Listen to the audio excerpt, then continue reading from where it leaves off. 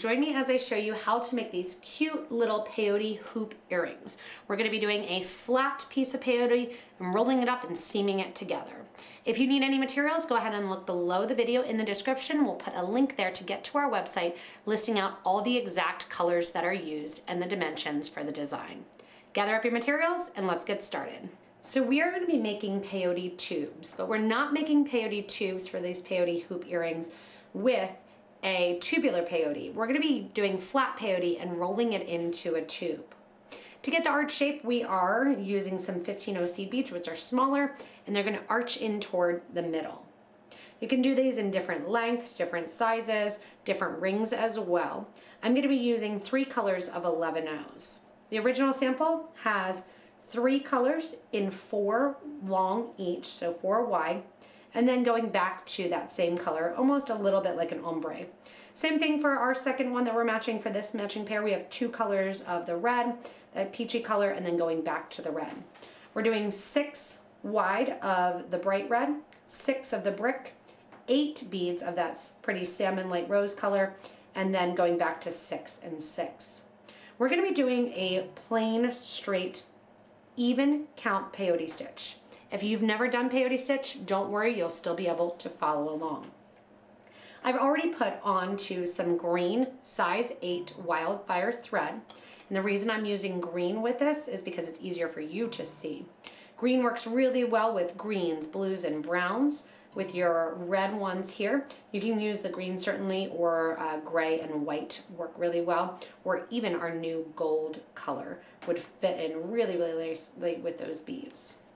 So to begin, I have a stop bead on with a size 10 needle, and I have 6 of my red, 6 brick, I have 8 of my salmon, 6 and 6. These first original beads are going to be your first 2 rows of peyote.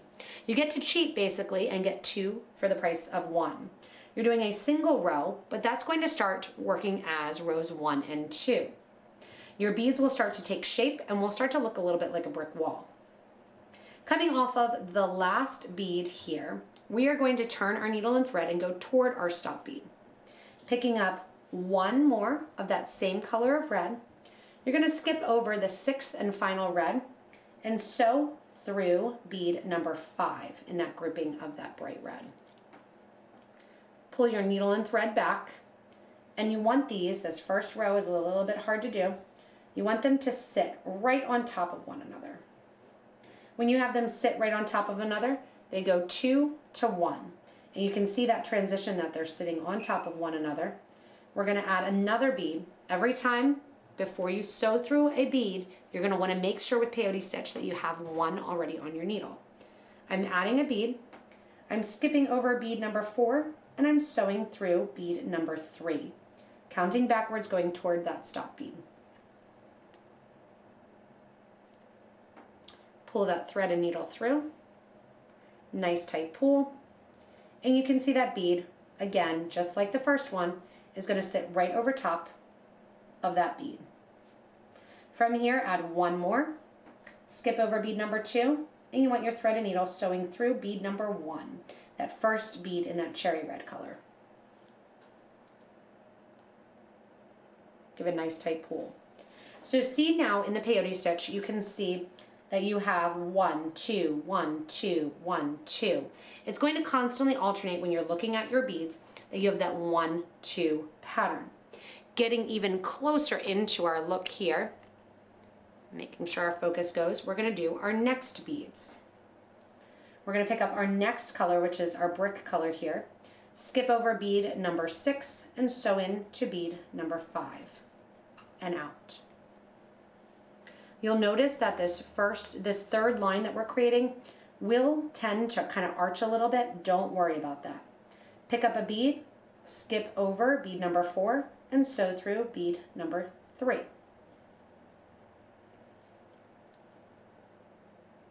Same thing, add your next bead, skip over bead 2, and add bead 1. So originally our first row, we added 6 of each color in the color block situation here. From now on, you're going to be adding 3 on each row for each color block. So I added bead 1 2, and 3 of the bright red. 1, 2, and 3 of the brick red. Now I'm going to go in and I'm going to add 4, because remember we started with 8 beads of our salmon color. Bead goes on, skip over your first bead there in that color, and go to the second one. Or if you're counting backwards, beads number 8, and then I'm sewing through 7. Adding a new bead, skipping over 6, sewing through 5. I'm going to do this a little quicker just so you can see that peyote starting to take shape. Again, when doing this, do not worry about that curvature. It will start to relax as we come back and we do our 4th row. Because remember, we are doing row 3 right now, even though it only feels like the 2nd row. So because I used 4 colors in the middle, I now have 4 beads that I just added in that fleshy color. I'm going to proceed with my peyote stitch to get my next 2 when you're going in here. And as one of our contributors said, it almost looks like hopscotch as you're creating that first row here, going in from 2, 1, 2, 1, 2, 1, the whole way down along the row. This is also why you're doing those 2 rows first at the same time, because as you do those 2 rows, the bottom row, or the even count beads, are actually row number 1. Your odd count beads that you put on are row number 2, and then we're working on row number 3 right now. After you add your last of that cherry red bead, your needle and thread should be coming out of bead number 1, right next to that stop bead. You want to make sure that you're not coming out of that stop bead because you don't want that on your project. It's bright blue. That's why you use a bead that's different colors so you don't accidentally make that mistake. It's a good way to say, you're done, flip it, stop. So I'm going to flip this in my hand, so I'm sewing away from you to make it a little bit easier of the camera view.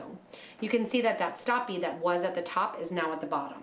So again, all I do when I get to the end of the row is flip it in my hand so that the stop bead is on the alternate side. Once you get to the bottom here, you can see it's a little twisty and windy. That is okay. What you're going to do is straighten it out as we add our next row. We're going to add our next bead, and you sew back into the last bead that you added in the row.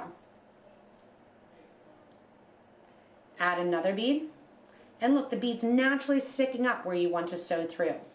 So rows 1 and 2 combined make it a little bit challenging to do row number 3.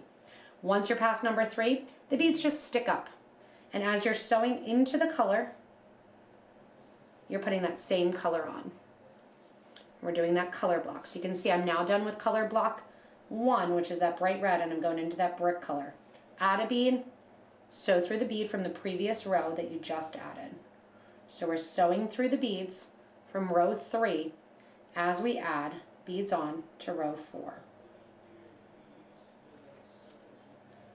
As I'm doing this, look, it's starting to straighten out. Remember, I promised you it's going to straighten out. Don't worry about it. Naturally, it was curving because you're pulling all the tension towards one direction. As you come back the opposite direction now and do row 4, it releases that tension and makes it easier to work with because it straightens it out. Adding a bead then, sewing through the next bead that's sticking up.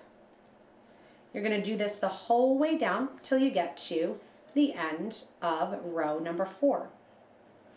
Adding a bead, sewing through the next one sticking up of the same color. Add a bead, sew through the next one sticking up of the same color. If you're not looking at it and you see that chunk or that color difference, just look down and you'll easily be able to see if you get a bead in the wrong color or the wrong pattern. It'll stick out like a sore thumb when you're doing color block.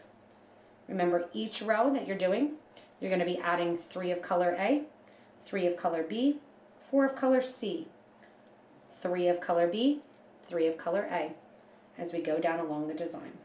So I'm almost at the end here of row number 4, and I'm going to show you once again how we flip and come back through the other direction. So here we are at the end of our row. We're coming out the end. You can see that that peyote piece has straightened up. You're going to take this now and flip it so that you're sewing away from you. That stop bead is back up towards the top. Threads coming out the end. Always add a bead, sew through the next bead sticking up from the previous row. As you continue your peyote stitch, you are going to want to make a strip that is 8 rows high.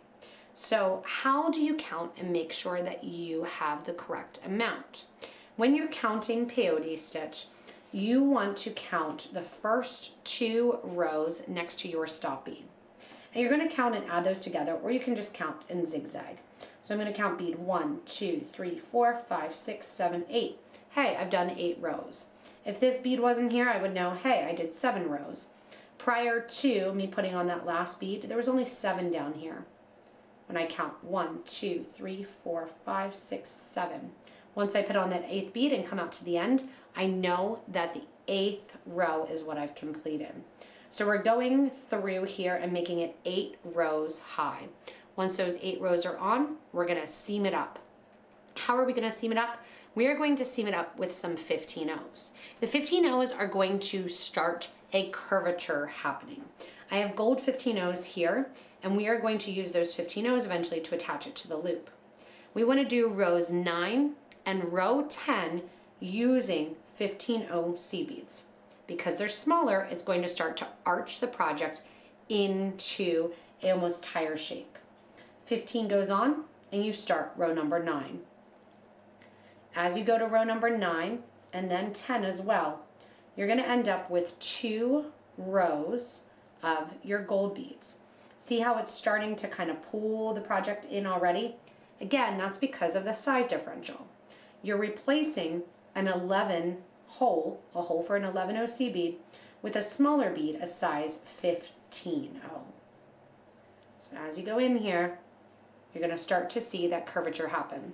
Go ahead and finish row number 9 with the 15s the whole way down to the bottom, and then we're going to come back, row number 10, you're going to be catching on to these 15s that you already are putting on row number 9. Again, as you finish row 9, you're going to come back and add your second row of your gold beads as row 10. You're coming out the last bead of row number 8, you're going to add a bead, and you sew back through the beads from row number 9. As you do so, give a tight little pull, and once again, you're filling in the space that an 11-0 is left with a 15. So that curvature that was already happened, kind of curving in towards the project, rolling it up, is going to be accentuated even more. Add a bead, sew through the next one. Add the bead, sew through the next one. Pull nice and tight, and you're starting to get that curve. Go ahead and finish row number 10, and then we'll get ready to zip it all up around our round form. After you complete row number 10 with the gold beads, you're coming out the end here, and you can see again kind of that natural tire shape start to take place. We are going to grab our ring, and we are going to seam this up around our 40mm ring.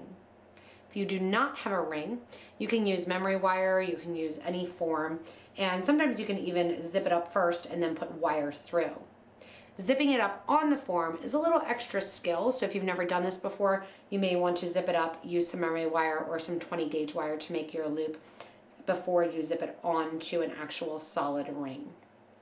What we're going to be doing is connecting our row number 1 there to row number 10.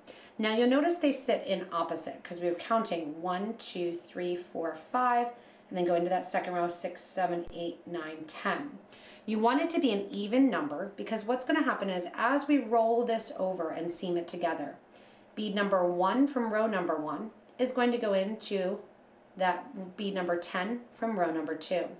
Then you're going to bring your thread and needle over and go through bead number 2 from row number 1, bead number 2 from row number 10, bead number 3 from row number 1, bead number 3 from row 10, and so forth. And you're just zigging and zagging down almost like a zipper as we go in and connect the units. So going in here, you're going to pinch your ring in, take your needle and thread through the ring. Coming out right there of that second row back of gold, you're going to sew into bead number 1 of row number 1. And that's going to pull those two together. From here, you're going to take your thread and needle over to row number 10 and sew through that bead from row number 10, bead number 1 in row number 10. Then you're going to go over here and you're going to sew through oops, bead number 2 of row number 1. And pull that tight. Going over here, you're sewing through bead number 2 of row number 10 into that gold bead. As you do this, you're going to have to kind of work it in towards the center and pinch and hold. And you're alternating from row 1 to row 10, row 1 to row 10. And you're pulling as you do so. See how that seams it up and you don't even see it really going on and occurring? Going bead number 3 now from row number 10. Bead number 4 from row number 1. Bead number 4, and you can see I kind of take the thread back just so it doesn't get twisted. Bead number 4 from row number 10. And pull that through. Bead number 5, and then once again, bead number 5. So you're just going down the project, seaming it up here, kind of twisting it as you go, going back and forth from row number 1 and row number 10, zipping it up from side to side. If you happen to miss a bead, you will notice. Just take your thread and needle off and tighten it back up, and you'll see that hole that you've created. Take the needle and thread off, pull the thread back, and just start over, going through your next piece. So you can see I'm going to continue on seaming up, going from row 10 to row 1, back to row 10, back to row 1. Going through that second gold bead that's sticking up is your 10th row. As you do so, it's just going to form along the form here and fold over to get that tube unit. All right, with this really close in view, you can see that that peyote stitch has been seamed up with the gold beads coming to the center. Since they are smaller, they create that wheel design. And here at the end, you can notice that it looks like just almost like a flower, that it looks side by side that it has the peyote stitch. As you get to the end, I'm ready to sew through the last of my beads, which is going to be my row 10 gold bead, and I'm going to bring my thread and needle out. Now, in a traditional peyote, what you're going to want to do is sew down through that row number 9, going into the red bead from a row back, coming around. I'm not worrying about that. We're keeping this nice and simple. I'm going to take off this blue stop bead, slide that off, and then I'm simply going to tie these 2 thread ends together. There's no tension on this design because the tension is on the rings, and I'm just literally going to tie that together. When I tie that together, it closes up that little loop there. Tie right over left, left over right. Nice tight tie. Do a 3rd knot for good measure. And then we're going to go in with our thread burners. Burn the thread down close to the loop. Then go in with your thread burner here and burn that thread right down next to the hoop. And there you have it. Your peyote hoop is all finished. And when you look at the peyote hoops as they're going, the last thing you need to do is put on an ear wire. And you may say, oh, the ear wires are floating all around. They are floating all around, but the nice thing is when you wear it in your ear, this stays in your ear and the weight of the loop is going to stay towards the bottom. So you don't really have to overthink it. You just open up your ear wire and stick on your peyote hoop earring. You can make them shorter, longer. If you want to, you can even put a bead on. If you're doing memory wire, then do another section of the actual peyote stitch as well too. But they're a really great way to use up your stash and for summer. If this was difficult for you or you need more help, we actually did this in a longer form during a YouTube live. You can go back and watch all the details and hear other people's questions and read their comments as well too. So check that out also.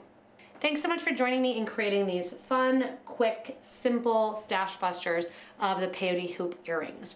Remember, if you don't have the 40mm hoops, you can go down a size, you can go up a size, you can use some memory wire and really have fun creating lots and lots of these for summer. They're great and lightweight and easy and have awesome movement. Remember, if you need any supplies, go ahead and look below the video in the description. There's a link to get back to our website. Also, if you have not already, please do so and subscribe so you don't miss anything from us here at Potomac Beads. Thanks so much for watching, and stay tuned for more inspirational designs from us here at Potomac Beads.